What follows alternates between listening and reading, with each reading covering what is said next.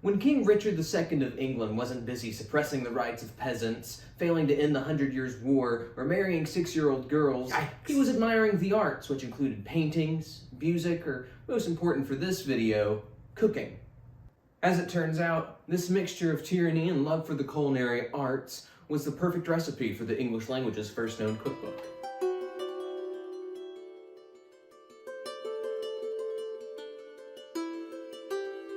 The Forme of Cury, which could be interpreted in modern English as the art of cooking, is a collection of recipes from the kitchen at the court of Richard II at the end of the 14th century, compiled nearly 4 centuries later by the scholar Samuel Pegge. Now, the Forme of Cury is not your average modern cookbook. It doesn't waste your time with needless information like, how long do I need to cook something, or at what temperature? Instead, these recipes are vague instructions, often listed out of order or missing steps, with Middle English spelling, which is inconsistent yet strangely phonetic. These recipes weren't meant to be publicized. They would be recorded by the kitchen whenever they were made and looked back on as notes whenever anyone requested that meal again. Message for you, sir. Thank you, Sir Knight. Speaking of, here's His Majesty's dinner order now. In celebration of suppressing yet another revolt of starving peasants, the king demands chicken and rice.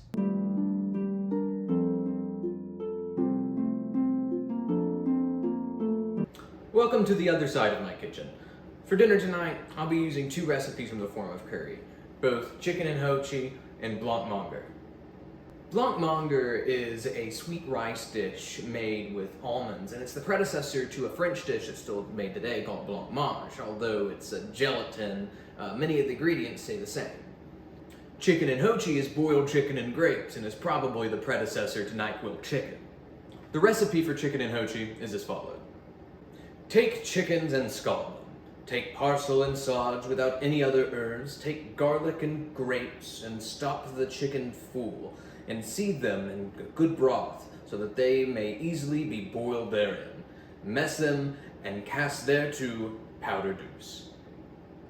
Now, here's my interpretation of that. You're going to need a whole chicken, a bunch of grapes, parsley, sage, and a bunch of garlic, chicken broth to boil it in, and powder deuce. Now, powder deuce is a spice blend. It's sweet. It wouldn't have a specific recipe, but most spice blends that were called powder deuce would have cinnamon, nutmeg, ginger, among other things, and that's all that's in mine, along with sugar. What we want to do first is make our stuffing, which is going to be with the grapes, herbs, and garlic. It doesn't say whether or not to put them in whole or to crush it all together and then put it in, but I think that's the better idea. I'm not exactly sure what I'm going for here. I guess a mush.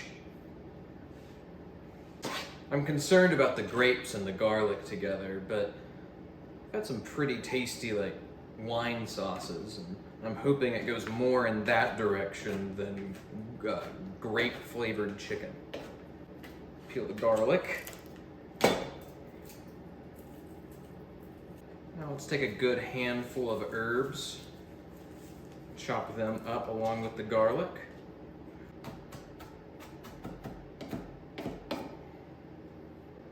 It's like a grape pesto. It's like the perfect amount of stuffing, I guess. Need to tie it shut now. Oh, that looks pretty. That looks about right.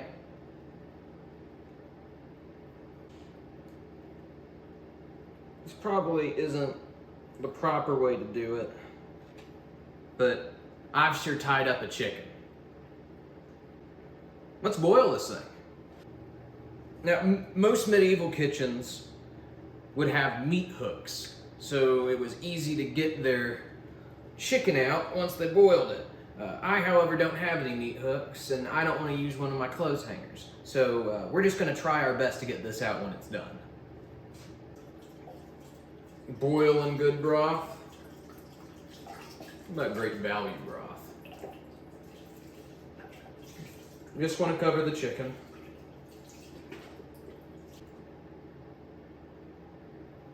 let's take it to the stove.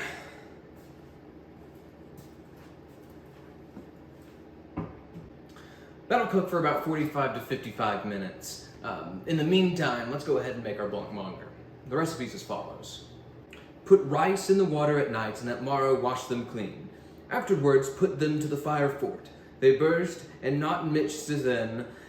Take brawn of capons or of hens, sodden it, draw it small. After, take milk of almonds and put it to the rice and boil it. And when it is boiled, put it in the brawn and ale therewith.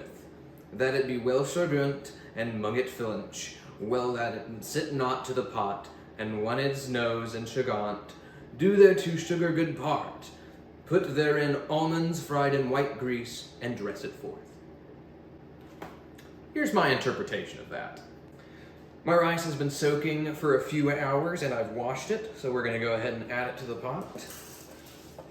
I used 1 cup. The alcohol they would have had at the time would have been a lot weaker, so instead of cooking it in the almond milk first, then adding the beer and broth, I'm just gonna cook it all together to cook out the alcohol. We'll add 1 cup each of almond milk, chicken broth, and beer.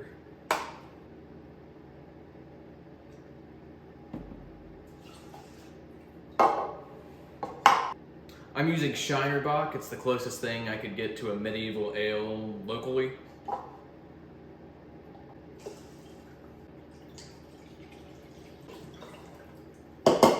Alright, now let's go boil it. So here we have our chicken boiling, and here we have our rice, and once this comes to a boil, we'll cover it.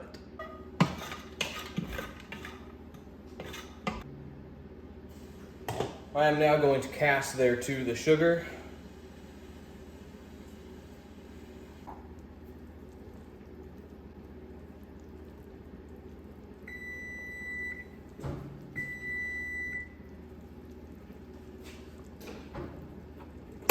All right, let's see if we can successfully secure the chicken. Ah!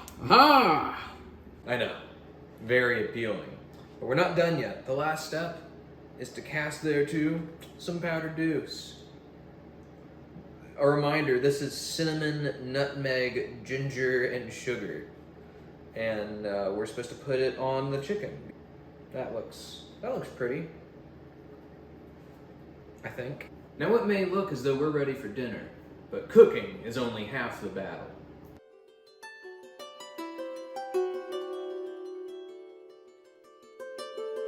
Well, food was definitely the reason people came to the dining room. Atmosphere was just as important for making sure the king enjoyed his meal and impressed his guests. Music from psalteries and harps would fill the hall, along with many other different forms of entertainment.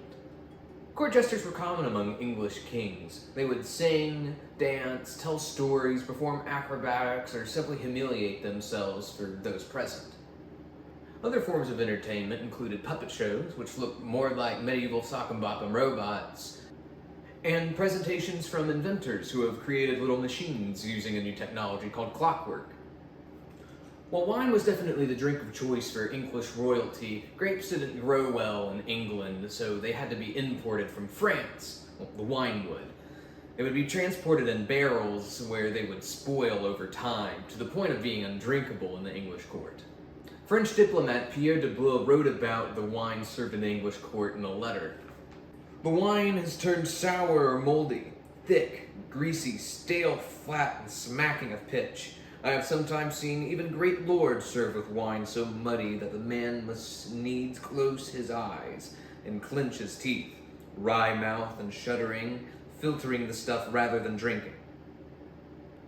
Small beers and ales were also produced locally from oats and grains, and they would have been reserved for less important guests or just if the wine ran out. Food was served on plates of stale bread called trenchers. These would be cut before the meal and left out for a couple days in order to get nice and crusty. Also in medieval England, there was a policy of bring your own knife, so you might want to make sure you're covered on that front as well. Forks wouldn't be introduced to England for eating purposes for another couple of centuries, so if it's solid, It's finger food. Whenever the meal was ready to be served, it would be announced by horn.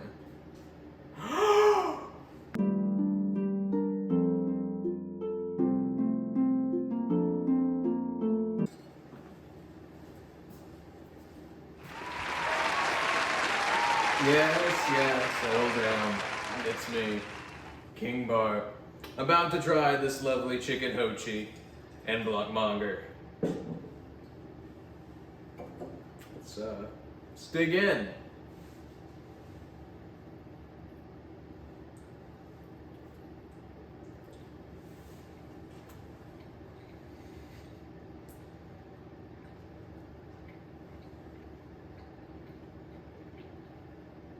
That sure is chicken with cinnamon. I'm gonna try out some of the filling.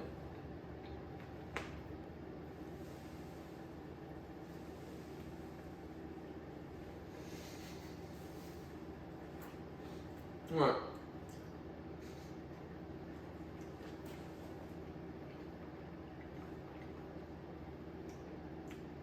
It's chicken and grape. Some of the blockmonger stuff. It's like really. It's like sticky rice. That's kind of what it's become.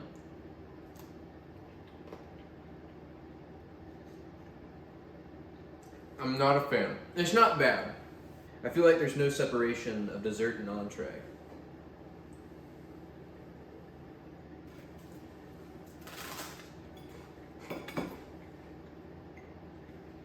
Now the bread plate's a great idea.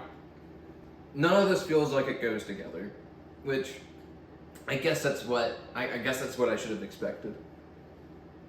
This needs vanilla. That's what the blockmonger needs. I wouldn't recommend it, that's for sure. I'd also recommend eating with silverware. So some main takeaways. Blockmonger should have vanilla. Cinnamon on chicken is okay.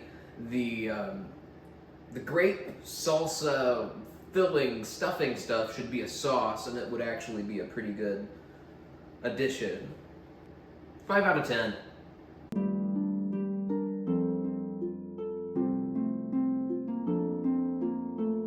Thank you so much for watching. I just wanted to give a big shout out to both Tessa Uno and Michael Richardson for allowing me to use their psaltery music and harp music respectively.